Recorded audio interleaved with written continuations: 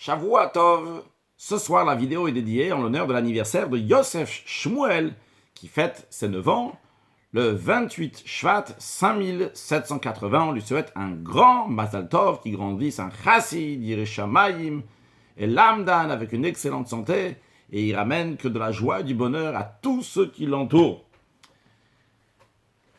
Reb Michael Vyshetsky est un juif qui est sorti de Russie dans les années 65-66, et il est parti donc avec ses parents habiter en Terre Sainte, en Eretz Israël, puis plus tard, il est parti étudier à New York, et là-bas, il a trouvé son âme sœur, et il a fait les préparations pour le mariage tout seul, vu que ses parents n'avaient pas les moyens, n'étaient pas capables donc de pouvoir, pour différentes raisons, de s'occuper de son mariage et d'un appartement. Et il raconte comment le rabbi s'est occupé et les a aidés pour un appartement. Eh bien, il cherchait de partout, le mariage s'approchait, parce qu'il a fait, comme je considère les gens normaux, d'abord on trouve la femme, on fixe la date de mariage, après on va trouver un appartement, Dieu il va aider, on va trouver un appartement, on vit, on va pas être sans toit. Et donc, la date se rapprochait, mais il n'y avait toujours pas d'appartement. Et un jour, il rencontre Rabbi Israël Shmotkin qui lui dit « Ah, c'est toi que je cherchais. J'habite au 701 Empire Street et j'ai signé un bail pour 2 ans, je dois rester en location. Mais voilà, c'est à peine 1 an et moi je vais partir en shlichut, en mission du rabbi quelque part. Donc, si tu veux prendre mon appartement, ça m'arrangerait, ça t'arrange et comme ça, c'est une bonne affaire. » Vrai, il y a un petit souci, c'est que moi, je pars en shlichut, en mission du rabbi, 10 jours après ton mariage, mais t'inquiète pas, je vais me débrouiller ailleurs. Toi, le jour de ton mariage, tu auras un appartement. Bien, Reb Michael Vyshetsky l'a écrit au Rebbe, le rabbi l'a dit, c'est bon, vous pouvez prendre l'appartement. Rabbi Israël Shmotkin l'a écrit au rabbi, il dit au rabbi l'histoire des 10 jours qui va être comme ça en stand-by quelque part. Le rabbi a dit dans ces cas-là, non. Bien, Reb Michael Vyshetsky est parti chercher ailleurs, et il a trouvé un endroit sur Crown Street, du côté où il y a Bedrivka aujourd'hui là-bas. Un endroit qui n'était pas bien fréquenté, mais il n'y a pas le choix, il n'y a rien d'autre. Et donc il est parti voir le propriétaire qui était un juif religieux, et il lui dit voilà, je suis intéressé. Après la visite, il a dit bon, j'ai pas le choix, je suis d'accord de signer pour ça, mais il faut une chose juste, il faut que d'abord j'ai l'accord du rabbi. Alors le propriétaire, qui était un juif religieux, il a dit qu'est-ce que tu as besoin de déranger le rabbi pour des choses petites comme ça, pas besoin. Et Reb Michael Vyshetsky a dit non, quoi qu'il arrive, ça, je demande au rabbi. Et bien lui, il a dit tu sais, moi je suis pas intéressé. Parce que si tu demandes au rabbi, le rabbi, il y avait quelqu'un d'autre juste avant toi, il a dit aussi je demande au rabbi, il a attendu d'avoir une réponse au bout de 30 jours, 30 jours il a une réponse négative, et j'ai perdu 1 mois. Mais il n'y a pas besoin de demander au rabbi, vas-y, si tu veux, tu prends. Il a dit, Michael Vyshetsky a dit, j'ai reçu de mon père qu'il y a 2 choses pour le mariage et pour une maison, ça on demande au rabbi où habiter, c'est pas n'importe où, même avec qui se marier, on ne fait pas les choses comme ça. Bon. Il est parti, le propriétaire le rappelle, il dit écoute, on fait un ultimatum, je te laisse jusqu'à 5h de l'après-midi. Si tu as une réponse du rabbi, tant mieux, sinon ça tombe à l'eau. Bien, ça arrive, c'est ce qu'ils ont fait. Et ça arrive 5h de l'après-midi. Lui, il a écrit au rabbi évidemment, il lui a dit l'ultimatum aussi. Mais il n'y avait pas de réponse du rabbi à 17h, à 5h de l'après-midi. Et comme ça, il rappelle le propriétaire pour lui dire il n'y a pas de réponse. Le propriétaire il dit tu sais quoi, jusqu'à 23h. Bon, toujours pas de réponse, à 23h30. Un des secrétaires du rabbi appelle Reb Michael Vyshetsky et lui dit que le Rav Radakov, un secrétaire du rabbi, donc veut le voir.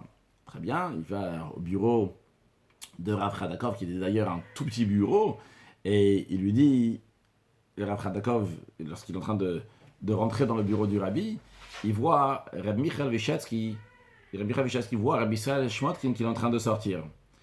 Et Rav Radakov lui dit la chose suivante, lui dit Rabbi Israël Shmotkin devait aller quelque part en shlichut, et ça s'est annulé. Donc il va partir ailleurs. Mais dans l'autre endroit où il va aller, il va partir plus tôt. Donc, tu peux prendre son appartement, c'est bon, il y a l'accord du rabbi pour prendre son appartement. Très bien, il est parti là-bas, et il a parlé avec, en anglais on appelle ça le super, celui qui s'occupe des appartements pour les distribuer, etc. Donc qui est dans l'immeuble, et qui arrange les appartements. Il a dit on va se voir demain. Le soir, il a eu une yichidout avec le rabbi, une audience privée. Il est rentré avec sa kala, sa future femme, donc il allait se marier dans 10 jours. Et avant même que le rabbi prenne le papier pour voir ce qu'ils ont écrit, le rabbi dit « Qu'est-ce qui se passe avec l'appartement ?» Et il lui racontait qu'on va prendre l'appartement de Rabbi Israël Shmotkin. Très bien. Le rabbi, avant même de regarder ce qu'il y a écrit sur le papier, lui dit « Et qu'est-ce que tu as fait? Tu t'es arrangé ?» Il a dit « Oui, j'ai vu avec celui qui s'occupe donc des appartements dans l'immeuble. » C'était un non-juif russe qui parlait le russe aussi. Et lui aussi parlait russe. Il dit « J'ai vu avec lui et demain on va les signer. » Et le rabbi, il fait comme ça avec la main, et le pouce et le doigt. Il fait comme ça. Alors, Michael Veshetsky s'est dit, ça c'est un signe qui veut se dire l'argent, mais est-ce que vraiment le rabbi, il veut dire ça ou pas? Alors, il a dit, rabbi, qu'est-ce que vous voulez dire? Le rabbi a dit, est-ce que tu as donné de l'argent? Il a dit, non, je n'ai pas donné de l'argent. Alors, le rabbi lui a dit, comme on dit chez nous en Russie, en russe, on dit, si on ne met pas de l'huile sur les roues, ça ne va pas bien rouler. Il faut mettre de l'huile, il faut donner de l'argent. Ok, très bien. Le rabbi dit, d'ailleurs, je ne sais pas comment ça marche en Israël, mais je pense que là-bas aussi ça marche comme ça. Rabbi Chaveshevski dit, j'ai pas compris pourquoi le rabbi nous a parlé d'Israël. On est venu ici, on avait l'intention d'habiter à New York, d'habiter à côté de chez le rabbi, mais en effet, des années plus tard, finalement, ils sont partis en Eretz Israël. C'était une parenthèse. Dans tous les cas, le lendemain, Rabbi Chaveshevski va là-bas pour signer.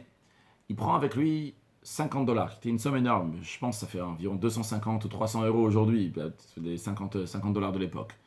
Et il prend $50 avec lui pour aller donner à cette personne qui s'occupe des appartements. Il arrive là-bas. La personne qui s'occupe des appartements, on le reçoit de manière très froide, de manière très indifférente, et lui dit, il y a une erreur, l'appartement n'était pas pour toi. Rabbi Chaveshetsky lui donne les $50 en main. Et la personne lui sort les dossiers et lui dit, allez-y, signez, l'appartement, il est pour vous. Comme ça, comme si de rien n'était. Ok. Et comme ça, donc, il a eu l'appartement. Des semaines plus tard, il faut qu'il habitait déjà dans l'immeuble, il était plus ami avec cette personne-là, avec ce non-juif qui parlait le russe. Il lui dit, dis-moi, qu'est-ce qui s'est passé la dernière fois? Tu m'as dit de venir signer, le lendemain je suis arrivé, tu m'as dit non, il y a une erreur. Il lui dit, je vais t'expliquer, c'est simple. Lorsque on avait convenu de signer, il y a quelqu'un d'autre qui est venu après toi, il a donné $30. Et donc j'ai dit, je vais lui donner à lui. Toi, tu es venu après, tu as donné $50. Je dis, je vais donner à toi. En tout cas, le fait que le rabbi lui a dit de donner quelque chose, ça a fait qu'il a pu avoir son appartement. Le rabbi s'occupait même des choses comme ça, des choses bêtes, on va dire, des choses simples plutôt. Eh bien, là-bas aussi se trouve le rabbi. Le rabbi, il est très très haut, mais il est aussi dans les choses ordinaires, dans la vie de tous les jours. Et c'est un message aussi pour nous. Il faut être très très haut, mais il faut être aussi dans la vie ordinaire de tous les jours et savoir amener tout ce qui est très haut dans la vie concrète, dans le plus petit détail, et aider d'autres personnes aussi dans ce sens-là. Dans la paracha qu'on a lue aujourd'hui, c'est la paracha de Mishpatim. Dans la paracha précédente, c'était Yitro. Yitro, c'est le don de la Torah. Le don de la Torah, waouh, c'est énorme. Il y a Dieu qui se révèle au mont Sinaï. On continue veiller à Mishpatim. Et voici les lois, des lois civiles, comment on se comporte dans la vie de tous les jours. Parce qu'en effet, ça ne se passe pas juste dans des mondes spirituels.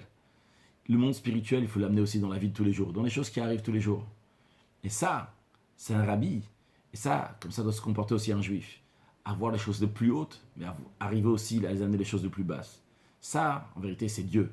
Dieu se trouve partout, aussi bien dans le haut, aussi bien dans le bas. Et c'est tout la même chose. Il y a une seule vie qui englobe tout. Et il faut faire attention à chaque chose, à chacun, à chaque détail. Tout a son importance.